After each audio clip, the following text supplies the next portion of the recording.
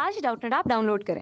Doubtnut पर अपने सभी गणित, रसायन विज्ञान, भौतिक विज्ञान और जीव विज्ञान के डाउट्स का करो सफाया। बस प्रश्न की फोटो खींचो, एक ही प्रश्न को क्रॉप करो और तुरंत वीडियो सोल्यूशन पाओ। अभी डाउनलोड करें। दोस्तों, हमको प्रश्न में दिया हुआ है कि एक संधारित्र बैटरी से जुड़ा हुआ है। अब पट्टों के बीच परावैद्युतांक पट्टी खिसकाई जाती है, धारिता पर क्या प्रभाव पड़ेगा। अब हमने चित्र बना लिया है। चित्र में मैंने माना है कि वैद्युत स्रोत जो है उसके सिरों पर विभवांतर क्या है, V है।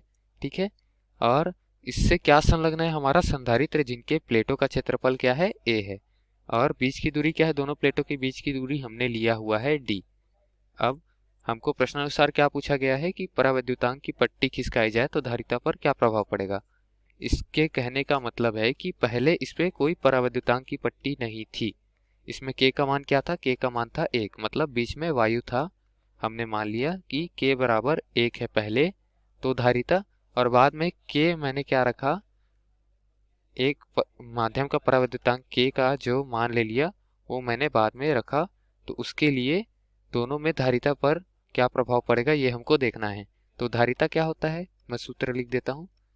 धारिता जिसको हम C से प्रदर्शित करते हैं उसका मान क्या होता है, माध्यम का परावैद्युतांक मतलब K गुना, उसके बाद क्षेत्रफल होता है प्लेट का क्षेत्रफल गुना एप्सिलॉन नॉट जो नियतांक है वो, और बीच में दोनों प्लेटों के बीच की दूरी, प्लेटों के बीच की दूरी को हम D से प्रदर्शित करते हैं। ठीक है दोस्तों, हमने माना हुआ है यहाँ पर चित्र में। अब आगे हल करते हैं तो धारिता का मान क्या आएगा, K का मान हमने क्या लिया हुआ है, पहले 1 लिया हुआ है, मतलब हमने पट्टी नहीं खिसकाई है परावैद्युतांक की। ठीक है, तो उसके लिए k बराबर 1 लेने से एक, क्षेत्रफल प्लेट का हमने लिया है A, लिख देते हैं। एप्सिलॉन नॉट नियतांक है, बीच में बटे में क्या आएगी, दूरी हमने लिया हुआ है D। ठीक है, तो धारिता का सूत्र कुछ इस तरीके से दिखेगा। अब ये तो हो गई हमारी धारिता कब, जब हमने परावैद्युतांक नहीं रखा है बीच में। वायु परावैद्युतांक का काम करेगा और उसके लिए मान रहेगा k का 1। अब हमने बीच में कोई परावैद्युतांक रख दी जिसका मान क्या है, जिसका मान है k परावैद्युतांक का कोई माध्यम हमने रख दिया। अब धारिता का मान क्या आएगा, मैं मान लेता हूँ धारिता C डैश है। कब, जब मैंने परावैद्युतांक k वाला माध्यम रख दिया। ठीक है, बीच में जो धारिता है उसको मैंने C डैश मान लिया है, और C डैश का मान क्या आएगा, यहाँ से k गुना क्षेत्रफल गुना एप्सिलॉन नॉट, k का मान मैंने k ही रखा है यहाँ पर, परावैद्युतांक का मान k रखा है, गुना क्षेत्रफल a रहेगा, गुना एप्सिलॉन नॉट नियतांक है नहीं बदलेगा, और बीच की दूरी भी मैंने परिवर्तित नहीं की है, सिर्फ k परावैद्युतांक का एक माध्यम प्रविष्ट किया है।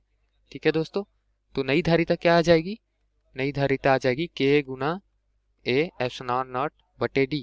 अब a एप्सिलॉन नॉट बटे d को मैं यहाँ से देखूँ तो ये क्या है, c के मान के बराबर है। तो यहाँ a एप्सिलॉन नॉट बटे d को मैं क्या लिख सकता हूँ, c लिख सकता हूँ। तो c डैश का मान क्या आ जाएगा, k गुना c, समीकरण 1 से मैं यहाँ पर लिख देता हूँ, कहाँ से आया, समीकरण 1 से। तो इस तरीके से हम क्या देख रहे हैं कि धारिता जो है वो बढ़ गई है, कितनी गुनी, k गुनी बढ़ गई है। तो इसको नीचे लिख देता हूँ, धारिता पर क्या प्रभाव पड़ेगा, धारिता k गुनी बढ़ जाएगी। तो परावैद्युतांक का मान जितना बढ़ाएंगे उतना ज्यादा धारिता हमारा बढ़ेगा। ठीक है दोस्तों, तो दिए गए प्रश्न के लिए ये हमारा उत्तर है। धन्यवाद।